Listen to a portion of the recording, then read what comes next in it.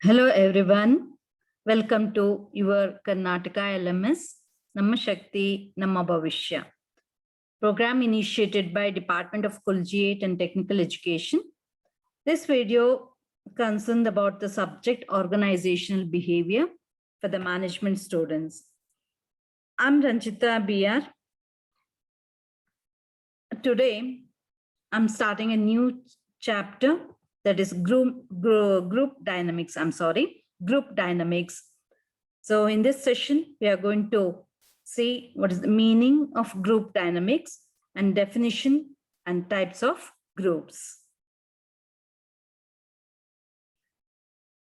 So meaning of group. A group is a collection of people who interact with one another, accept rights and obligations as members, and who share a common identity. Yes, a group, there must be more than one, and it is a collection of people who interact with each other. One has to interact with one another, face-to-face interaction, and accept rights and obligation as members.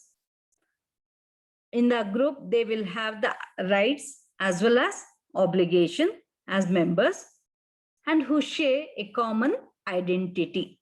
Everyone.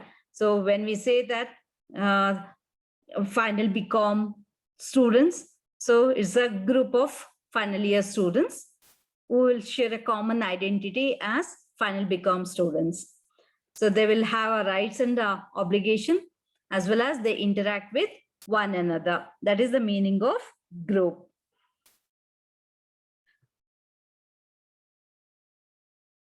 So let we see some of the definition given by the authors for the group. According to David H. Smith, a group is a set of two or more individuals who are jointly characterized by a network of relevant communications, a shared sense of collective identity, and one or more shared dispositions with associated normative strength.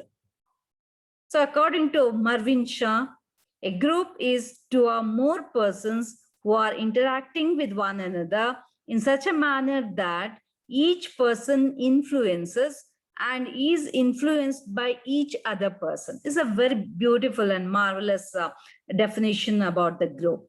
According to Marvin, he says a group is two or more persons. Yes, it is a collection of people. There must be more than one, and who are interacting with one another. And each member of the group will be interacting with one another in such a manner that each person influences others and he will be influenced by each other person. So that is a group. Okay, let me move on. What is group dynamics? First, let me see the definition of dynamics. The word dynamic means force. From the organizational point of view, it refers to the forces operating in the organization or in groups. So in the organization, some forces will operate. That force will be called as dynamics within the organization and within the groups. So the study of forces operating within a group, it is called group dynamics. The social process by which people interact face to face in small groups is called group dynamics. It is a social process. People get along with one another. So it is a social process by which the people interact. Yes, the people will interact face to face. They interact face to face in small groups. It's called group dynamics. This is group dynamics is defined by Lewis. Group dynamics is viewed from the perspective of the maternal nature of groups, how they form, their structure and processes, and how they function and affect individual members, other groups, and organization. So it is viewed in the nature of groups, how they form, how the group will be formed, their structure, how the members are structured, and processes, how they work and how they function, and how they are going to affect individual members in the group and in members of other groups and the people of the organization. That is group dynamics. So we'll come to the types of groups. One way to classify the groups is by formality, by way of formality, that is formal and informal. While formal groups are established by an organization to achieve its goals, informal groups merge spontaneously.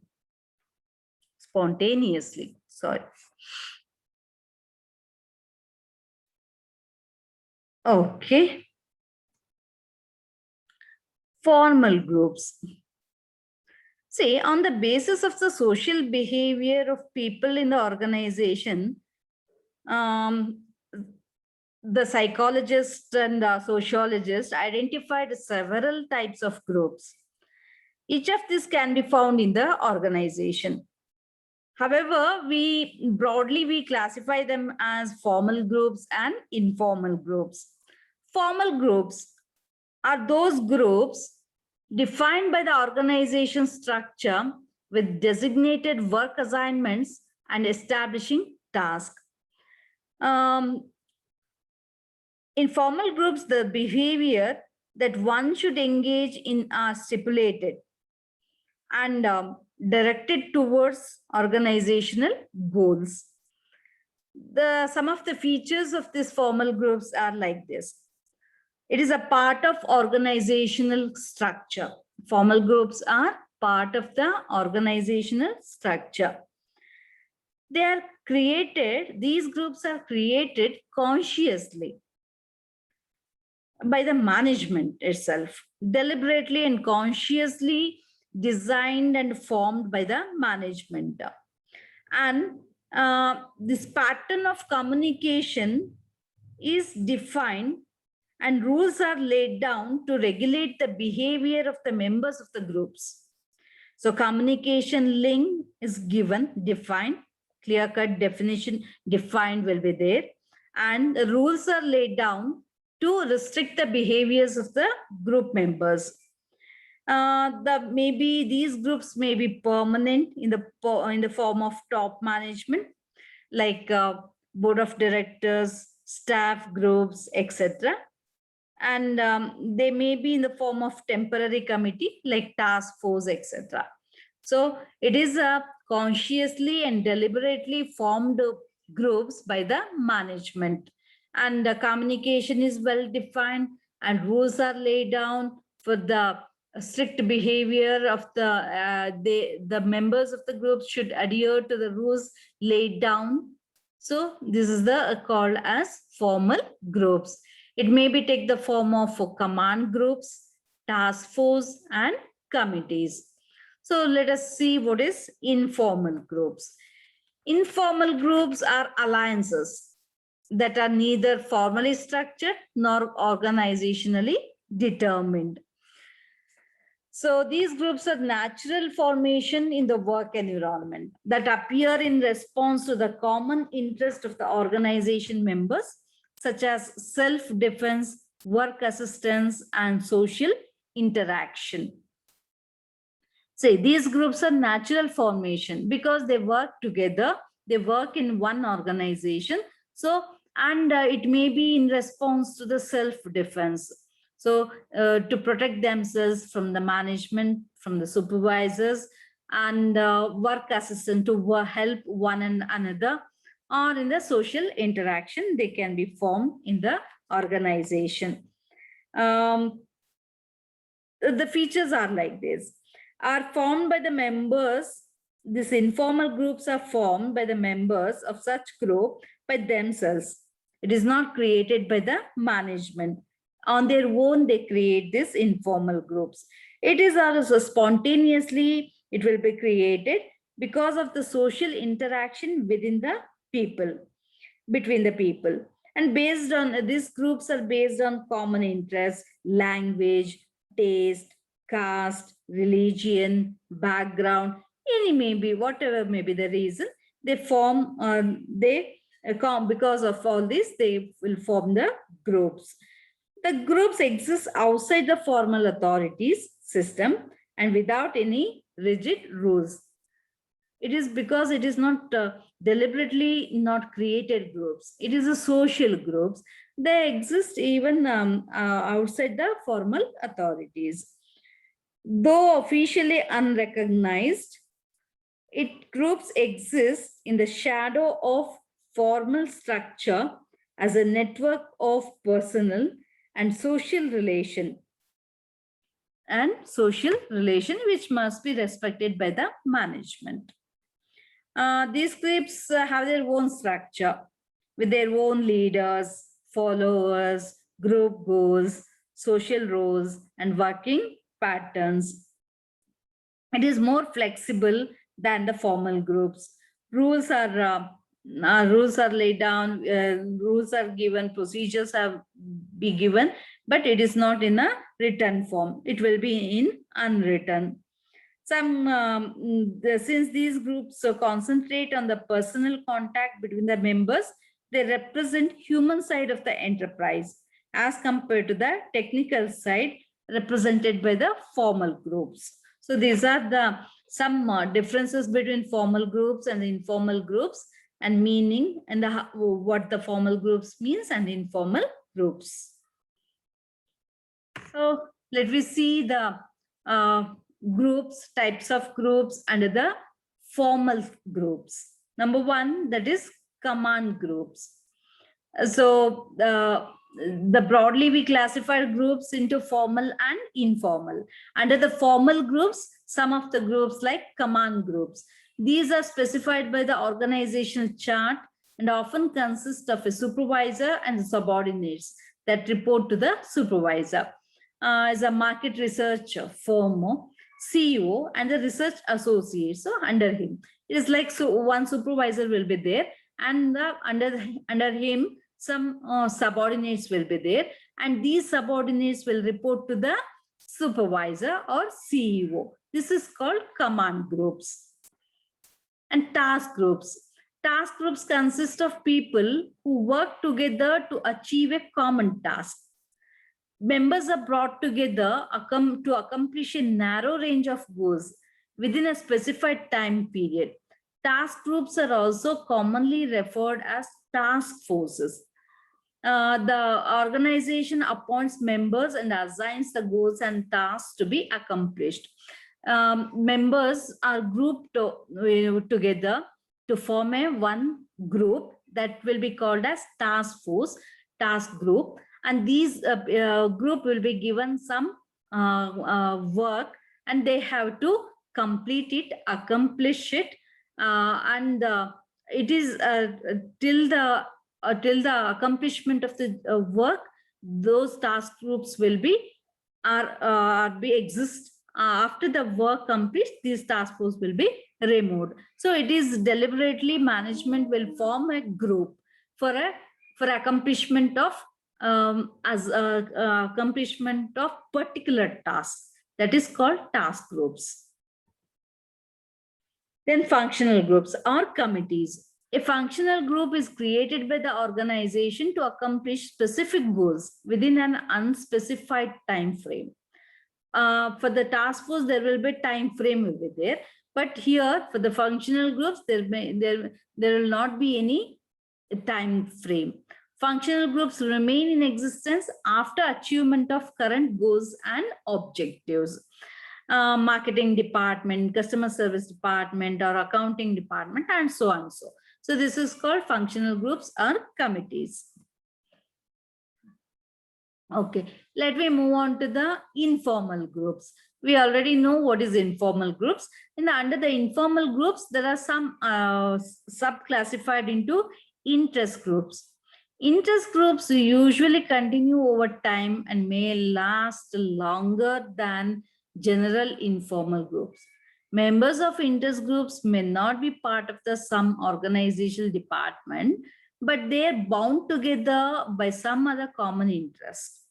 By the common interest, they will form a group. The goals and objectives of group interests are specific to each group and may not be related to organizational goals and objective. Would be students who come together to form a study group for a specific class, or in an organization they may form cultural groups. They may form some other groups to help the people, or Kannada linguistic groups, maybe they form like this in because of the common drama cultural program. Like this, they may create a group. It is called interest groups.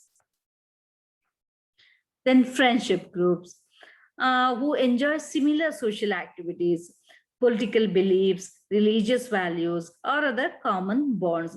Members enjoy each other's company and often meet after work to participate in these activities. For example, employees may form a friendship group, have a yoga group, Rajasthani Association in Delhi, or kitty party, lunch once in a month. Like this, they can form a group. This is truly out of a friendship. A reference groups is a type of group that people use to evaluate themselves. The main objective of reference groups are to seek social validation and social comparison. Social validation allows individuals to justify their attitudes and values, while social comparison helps individuals evaluate their own actions by comparing themselves to others, have a strong influence on members' behavior. Formed voluntarily, family, friends, and religious affiliation are strong reference groups for most individuals. Or Japanese people will form their own group in the multinational companies, or Indians will forming their group, or the family members and the friends that are the religion background. On that base, if they're form a group, that is called reference groups. Then cliques. These groups consist of colleagues or those who commonly associate with each other and observe certain social norms and standards. This will be a small group, not more than 5 or 6. It is the objective is to provide recognition to each other and exchange information of mutual interest. So Ms. M. Dalton identified 3 types of cliques. One is vertical clique. This group consists of people working in the same department, drawing membership regardless of ranks. The superior may be member in the group consisting mainly of subordinates. Such groups will cut across hierarchical lines developed because of the earlier acquaintance of people, or because the superior is dependent upon the subordinate for some formal purpose, like filling gaps in his abilities. That is vertical clique. Horizontal clique consists of people of more or less the same rank and working more or less in the same area. Members are able to find some points of commonness and, keeping the objectives in mind, come together. Then random or mixed clique. This group draws members from different ranks, departments, and physical location. Say, vertical clique, it is the same in the same department, maybe without any differentiating between the ranks. Superior will be there and the subordinate will be there in the group. But in a horizontal clique, they're from the same rank. Random or a mixed clique, it is a mix of people from a other department, other ranks, everyone will be there. That is the random or mixed clique. And the sub-cliques. This group consists of some members of a clique inside the organization, forming a group along with the persons outside the organization. So here, the members of the clique and others from the outside of the organization will form a group. The members of the cliques give these outsiders due recognition because of some members of their group being associated with them. These groups are regarded as partially external to the organization because the external people will also be the member of the clique. Therefore, it is a partially external. And Sayle's classification of group. On the basis of the pressure tactics adopted by the groups, L.R. Sayles identified 4 kinds of groups in the organization. That is apathetic groups. So, apathetic groups means it is characterized by relatively few grievances and is hardly ever uses pressure tactics. In the group, no one ever emerged as an acceptable leader, and therefore there is a lack of clearly defined leadership. That is apathetic groups. Then erratic groups. Members in erratic groups are easily inflamed and easily pacified. So there is a lack of consistency in their behavior. Sometimes they show happiness and affection towards the management. While in other occasions, they may not be cooperative. In such a group, the active member could assume the reins of the group and become the leader. Then the next one, strategic groups. The member of each group are able to prepare a strategy for putting pressure on other groups and on the management. Members of such groups are generally performing technologically independent job and comparatively better placed than members of earlier categories. So strategic people or a top above the middle management people will form like this group, strategic groups. Then conservative groups. These groups are composed of professionals and highly skilled employees in the plant. They're found at higher levels of the organization and display considerable self-confidence. They work on their own, and the nature of their jobs is such that they can shut down the plant if they so desire. The people are found to be very strong and very stable among informal groups. Such groups exercise restrained pressure for a highly specified objective and display moderate internal unity and self-assurance. With this, I end this session. In this session, we have seen the meaning of group dynamics, definition of group and definition on group dynamics, and types of groups. Thank you for watching this video. Thank you.